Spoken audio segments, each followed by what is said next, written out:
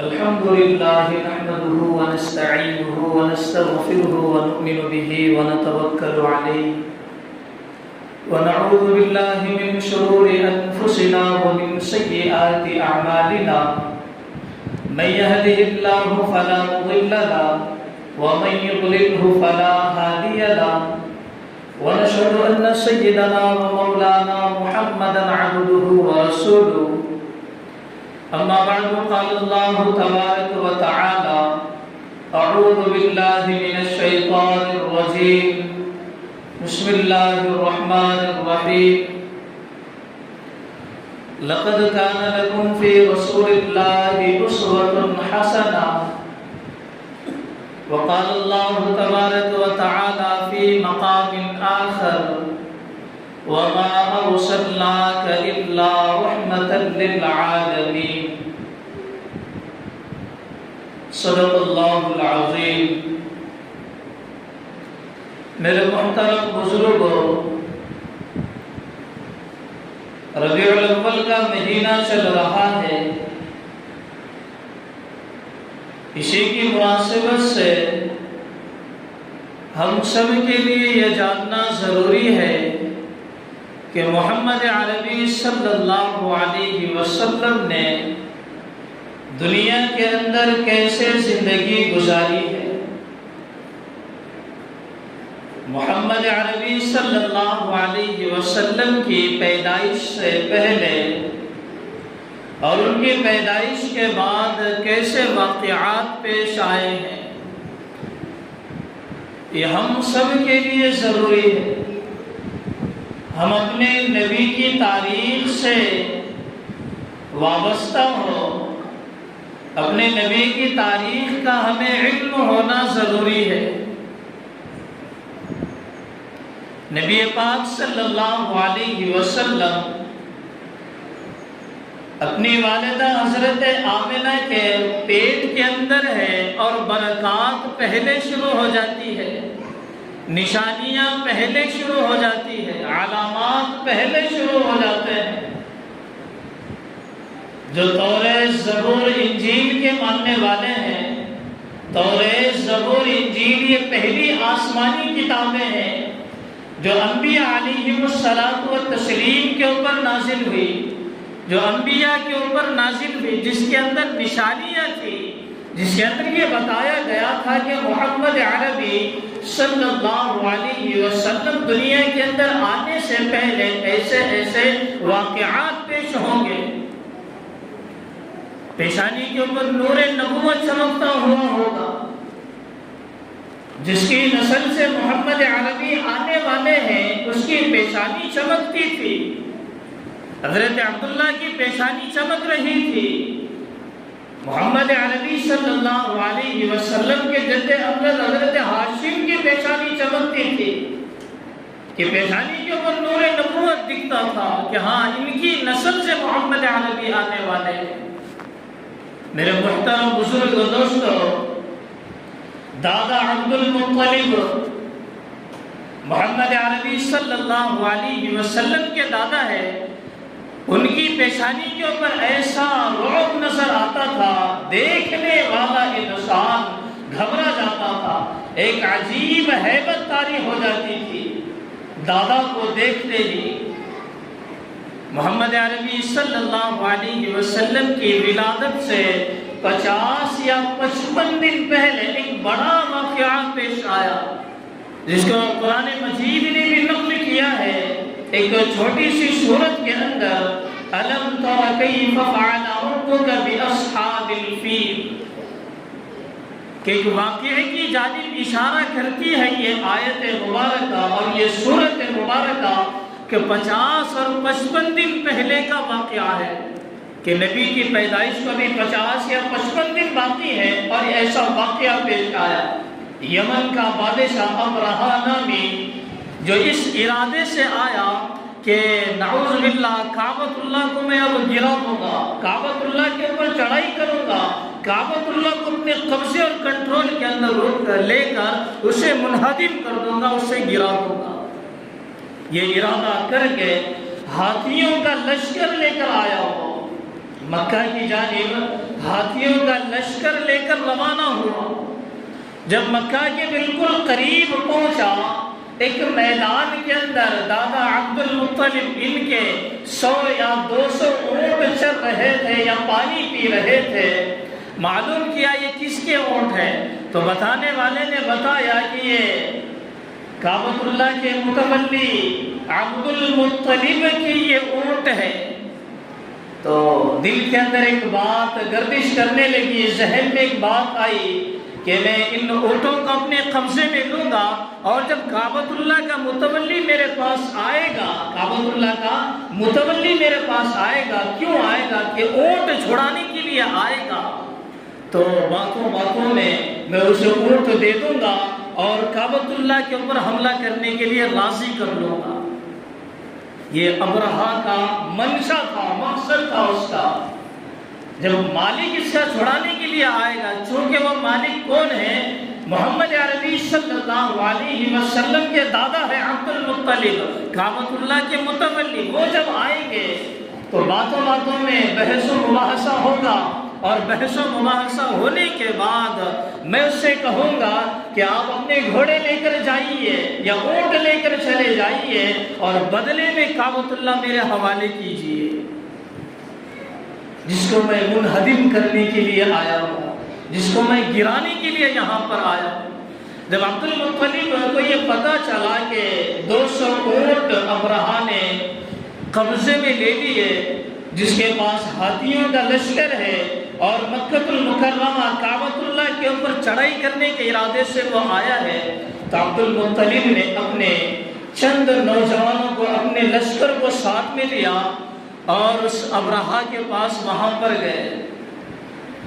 ابرہہ کے پاس گئے تو میں نے بتایا کہ ایک عجیب ہیبت طاری ہو جاتی تھی، کیونکہ عبد المطلب دادا ہے محمد عربی صلی اللہ علیہ وسلم کے۔ اے بچے خاموش بیٹھ جاؤ، ردی ہم مار کھائیں گے، خاموش بیٹھ جاؤ ادھر۔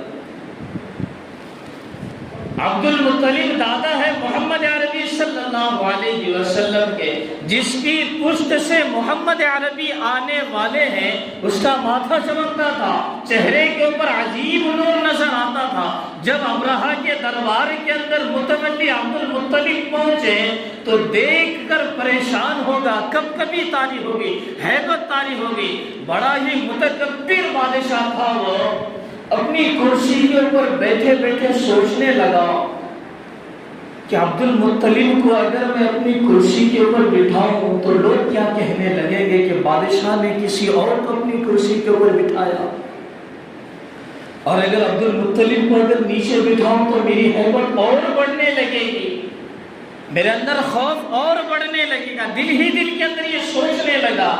ایسا نور عبد المطلب کے چہرے کے اوپر تھا، کیونکہ پشت سے محمد عربی صلی اللہ علیہ وسلم آنے والے۔ جب دربار کے اندر پہنچے تو ابرہہ نے عبد المطلب کو بٹھایا نیچے اور خود بھی نیچے بیٹھ گیا۔ عبد المطلب کو بٹھایا اور بازو میں خود بھی بیٹھ گیا، اور پوچھنے لگے کہ کس ارادے سے آنا ہوا؟ تو عبد المطلب کہنے لگے کہ تم نے میرے 200 اونٹ چرا لیے ہیں، قبضہ کر لیا ہے۔ یہ سامنے کہنے لگے کہ تم چور ہو اور تم نے میرے 200 اونٹ چرا لیے ہیں اور میں اسے لینے کے لیے آیا ہوں۔ تو ابرہہ نامی بادشاہ ہنسنے لگا اور کہنے لگا کہ تم تو کعبۃ اللہ کی متولی ہو، میں یہ سوچ رہا تھا کہ تم کعبۃ اللہ کی حفاظت کے لیے میرے پاس آئے ہو، کعبۃ اللہ کی حفاظت کے لیے میرے پاس آئے ہو، لیکن تم تو اپنے اونٹوں کا سوال کر رہے ہو۔ تو ہنسنے لگا۔ تو اس موقع پہ عبد المطلب نے ایک تاریخی جملہ کہا، وہ ہم سب کو سمجھنے کی ضرورت ہے کہ کیسا تاریخی جملہ تھا عبد المطلب کا۔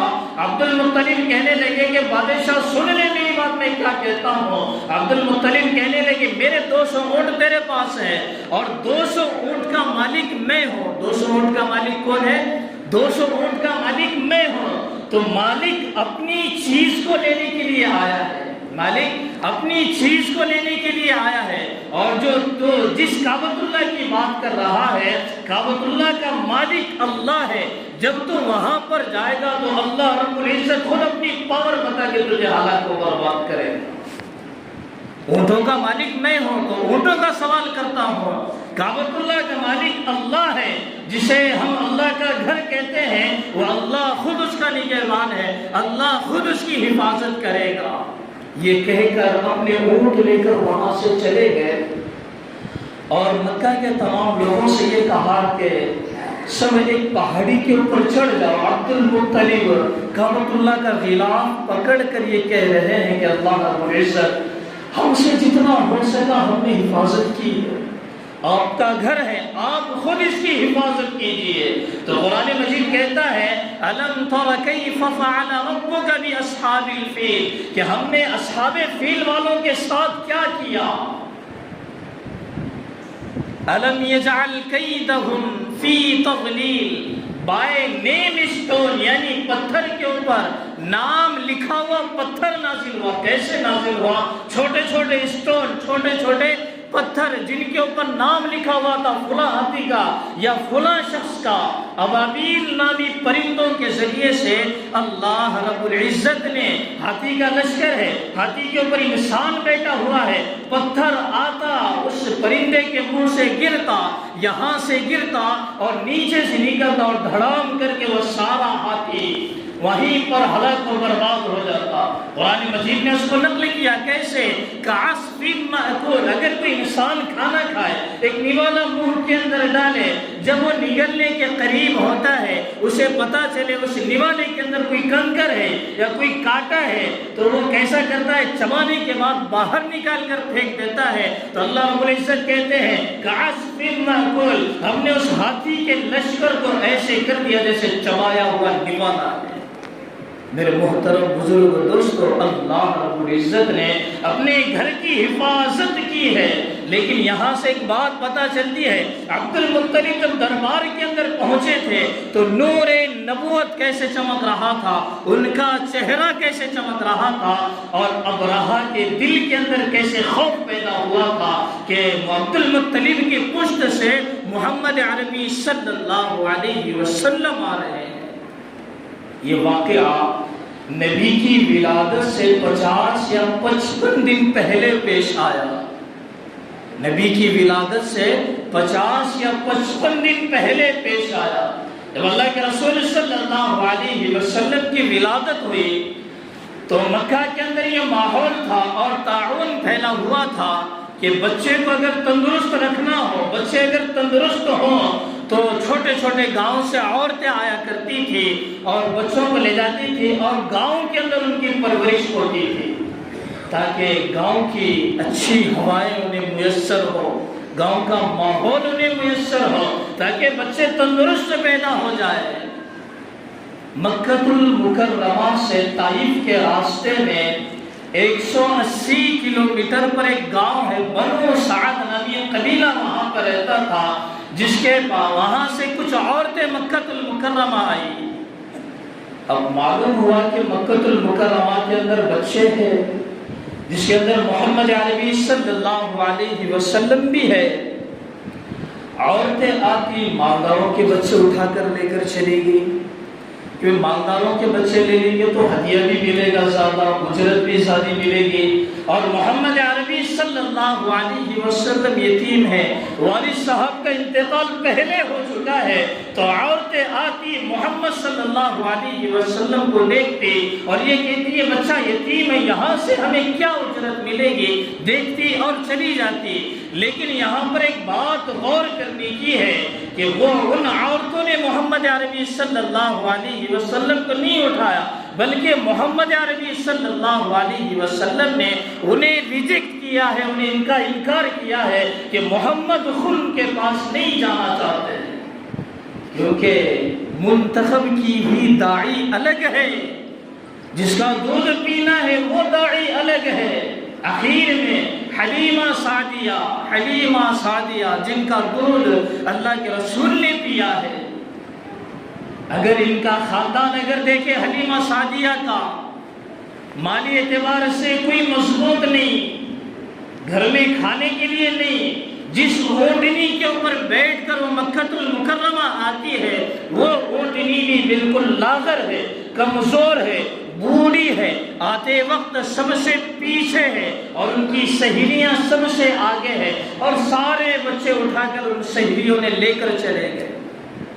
آخر میں حلیمہ سعدیہ گھر پر آتی ہے اور محمد عربی صلی اللہ علیہ وسلم کو دیکھ کر یہ کہتی ہے کہ نہیں، مجھے تو یہی بچہ چاہیے، اور اسی کو میں اپنا دودھ پلاؤں گی اور اسی کی میں پرورش کروں گی۔ اونٹنی بالکل لاغر ہے، حلیمہ سعدیہ کے شوہر بھی ساتھ ہے۔ جب لے کر جانے لگے، اونٹنی کے اوپر پہلے شوہر بیٹھ گئے، حلیمہ سعدیہ کے پاس اللہ کے رسول گود کے اندر ہے۔ جب دونوں اوپر بیٹھ گئے تو اونٹنی اٹھنے کو تیار نہیں ہے۔ یہ سب سے غور کی بات ہے کہ محمد عربی صلی اللہ علیہ وسلم کا احترام کرنا ہم سب کے لیے لازم ہے، ثبوت وہیں سے ملتا ہے۔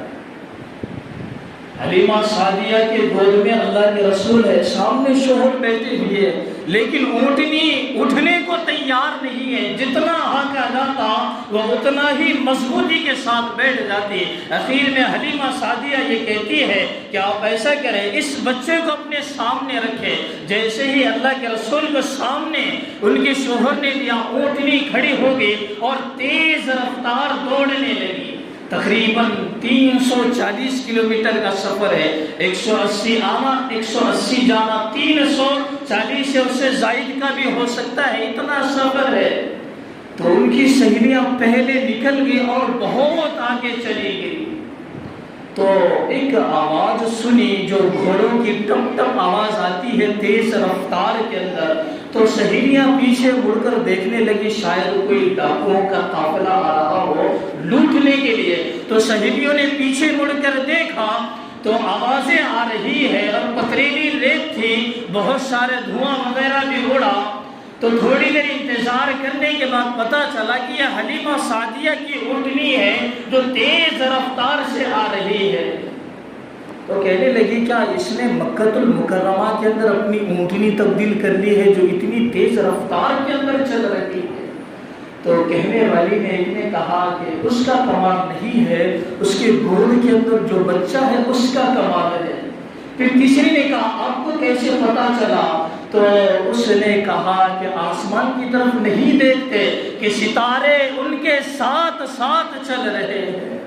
میرے محترم بزرگ دوستو، نبی پاک صلی اللہ علیہ وسلم ماں کے بطن میں ہوتے ہیں، علاماتیں پہلے شروع ہو جاتی ہے، برکات پہلے شروع ہو جاتی ہے، نشانیاں پہلے شروع ہو جاتی، معلوم ہو جاتا ہے کہ محمد عربی صلی اللہ علیہ وسلم دونوں جہاں کے سردار دنیا کے اندر آ رہے ہیں۔ ماحول کیسا تھا؟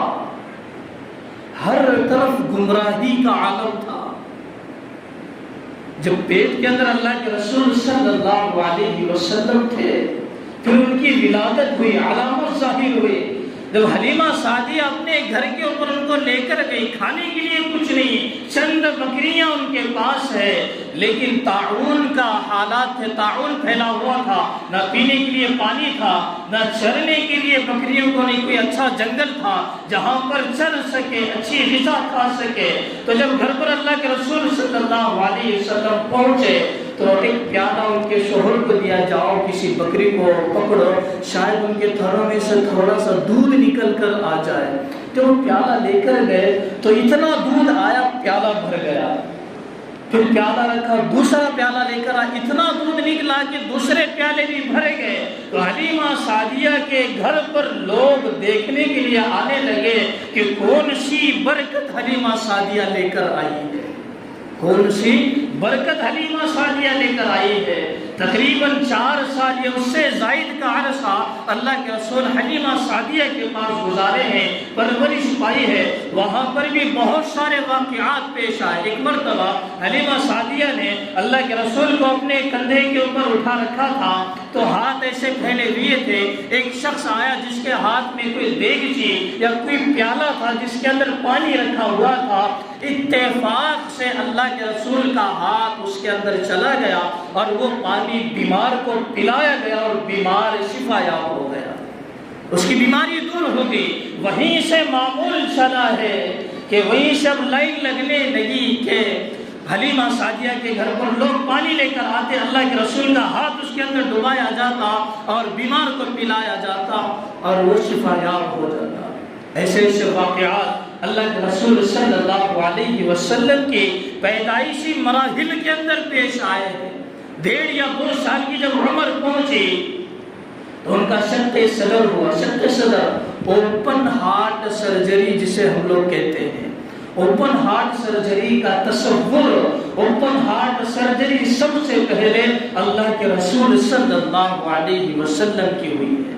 اللہ کے رسول صلی اللہ علیہ وسلم 2 فرشتے آئے، اللہ کے رسول کو لٹایا، سینہ چاک کیا، دل کو نکالا، زمزم کے پانی سے دھویا، پھر اس کو چیرا، اس کے اندر نور کو داخل کیا، پھر بند کیا، پھر اندر رکھا، پھر سینے کو ایسے بند کیا۔ حلیمہ سعدیہ دیکھ رہی ہے، جب بعد میں اپنے بچے کا قمیص اتار کر دیکھتی ہے کوئی نشان موجود نہیں، کوئی نشان موجود نہیں ہے۔ ایسے شق صدر کا واقعہ 2 سال یا 1.5 یا 2 سال کی عمر میں اللہ کے رسول صلی اللہ علیہ وسلم کے ساتھ پیش آیا۔ تو اس موقع پہ حلیمہ سعدیہ بڑی گھبرائی اور واپس مکہ المکرمہ لے کر آئی ان کی حقیقی والدہ کے پاس، حضرت آمنہ کے پاس سارا واقعہ سنایا۔ پھر اس کے بعد حضرت آمنہ نے پھر کچھ عرصے کے لیے ان کو حضرت حلیمہ کے ساتھ بھیج دیا۔ تقریباً 4 یا 5 سال اللہ کے رسول حضرت حلیمہ سعدیہ کے پاس پرورش پائے ہیں۔ 6 سال کی عمر میں اللہ کے رسول صلی اللہ علیہ وسلم کی والدہ کا بھی انتقال ہو گیا۔ پہلے والد صاحب کا انتقال ہوا، پھر 6 سال کی عمر میں والدہ کا بھی انتقال ہوا۔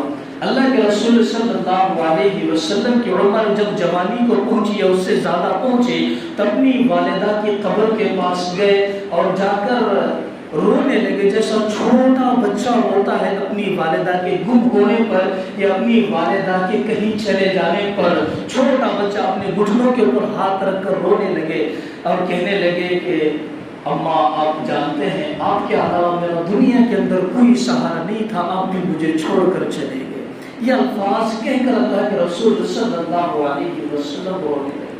میرے محترم بزرگ دوستو، یہ ربیع الاول کا مہینہ برکات کا بھی ہے۔ محمد عربی صلی اللہ علیہ وسلم کی پیدائش بھی ہوئی۔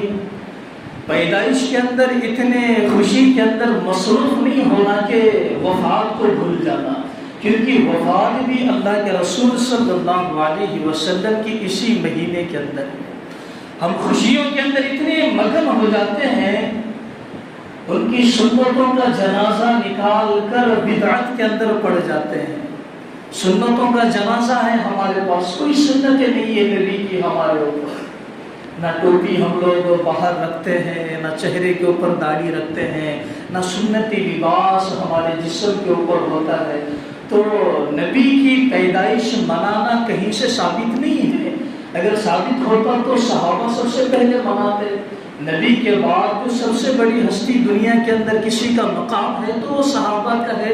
صحابہ کی زندگی سے اس کا ثبوت ملتا، تابعین کی زندگی سے ملتا، تبع تابعین سے ملتا، یا امام مالک یا امام شافعی یا امام اعظم ابو حنیفہ یا امام احمد بن حنبل یا پیران پیر شیخ عبد القادر جیلانی رحمہ اللہ، ان کی زندگی سے ہمیں کچھ ثبوت تو ملتا کہ ہاں واقعتاً منانا چاہیے۔